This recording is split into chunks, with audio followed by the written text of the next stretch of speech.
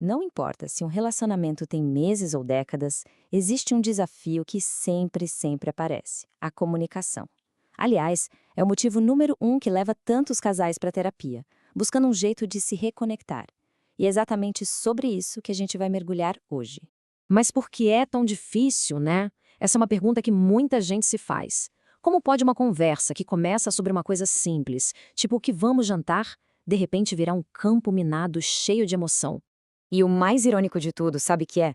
É que na maioria das vezes, ninguém começa uma conversa querendo brigar. A intenção dos dois é se conectar, é sentir que a outra pessoa entende. Mas, em algum ponto nessa tradução de um coração para o outro, a mensagem se perde no meio do caminho. Para a gente entender direitinho como essa falha acontece, muitos terapeutas usam um exercício que é super revelador. Pensa só na cena. Uma pessoa pega um objeto qualquer e começa a descrever em detalhes, enquanto o parceiro ou parceira de costas tenta desenhar esse objeto só ouvindo as palavras. E o resultado? Bom, é quase sempre o mesmo. Mesmo com uma pessoa 100% focada em descrever e a outra 100% focada em ouvir, o desenho raramente fica igual ao objeto de verdade. O que foi dito não é exatamente o que foi entendido. Agora, imagina levar essa mesma dinâmica para conversas sobre sentimentos, dinheiro ou o futuro. Complicado, né? Então, essa falha que o exercício do desenho mostra tão bem, leva a gente direto para a raiz do problema, a ilusão de que a gente está se comunicando, quando na verdade a gente está só trocando palavras. O grande problema é que a gente acaba tratando a comunicação como se fosse um atalho.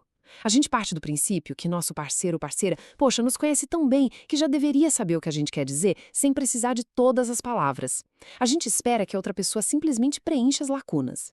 Pois é, a gente fica na expectativa de que a outra pessoa leia a nossa mente. Mas a realidade é bem diferente. Entender o outro de verdade não é mágica. Exige um esforço, sabe? O esforço de construir uma ponte com palavras claras. Afinal, ninguém aqui tem bola de cristal, né?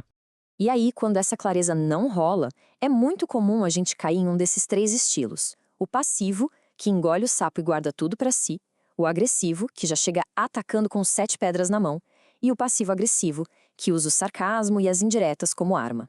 No fim das contas, os três só servem para criar mais distância. Ok, entender o problema já é meio caminho andado, mas e agora?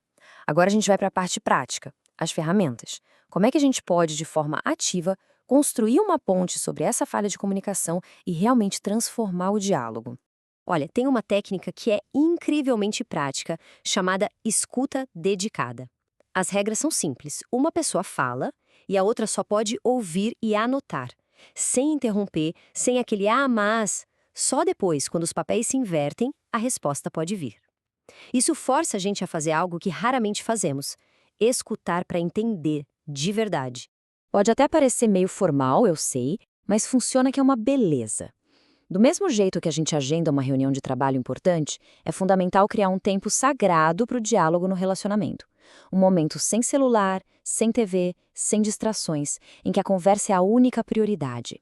E para ajudar a começar, sabe, tem muita ferramenta legal por aí.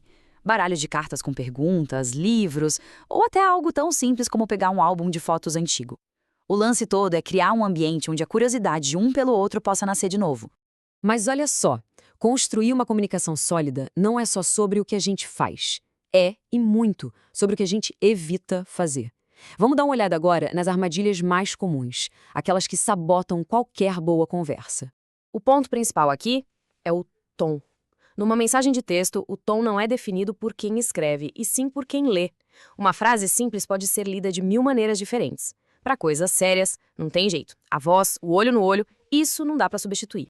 Pensa bem, num relacionamento em que a comunicação já está meio abalada, o sarcasmo é puro veneno. O que pode parecer uma piadinha inofensiva para quem fala, pode soar como um ataque disfarçado para quem ouve. E direto ao ponto, com clareza, é sempre o caminho mais seguro. Vamos pegar um exemplo prático que saiu direto de uma sessão de terapia para ver o estrago que a falta de clareza pode fazer. A pessoa diz: "Nossa, que vontade de comer uma torta de chocolate. Pena que eu tô de dieta." É uma frase que já vem com duas mensagens totalmente opostas. O parceiro, então, escuta aquilo, as duas informações, ele quer agradar, mas também quer respeitar a dieta. Aí ele tenta achar uma solução lógica. Um cheesecake de limão, que é uma sobremesa, mas tem menos calorias. Parece um gesto super atencioso, não parece? Pois é, mas não foi. A atitude dele acabou gerando uma briga. Por quê? Porque para ela, aquele desejo pelo bolo era mais um pedido de cumplicidade, sabe? Tipo fica aqui na deprida dieta comigo. Ele respondeu com lógica quando ela esperava empatia. Uma comunicação um pouquinho mais clara teria evitado todo esse mal-entendido. Ah, quantas vezes um suspiro, um olhar torto, a gente acha que já disse tudo, né? A gente assume que a mensagem foi entregue. Mas a outra pessoa pode nem perceber ou interpretar de um jeito completamente diferente. A lição aqui é simples, mas é poderosa. Fale. Coloque em palavras. E olha, essa aqui talvez seja uma das armadilhas mais perigosas de todas. Sabe aquelas coisinhas pequenas que a gente vai engolindo para não brigar? Elas viram uma bola de neve gigante.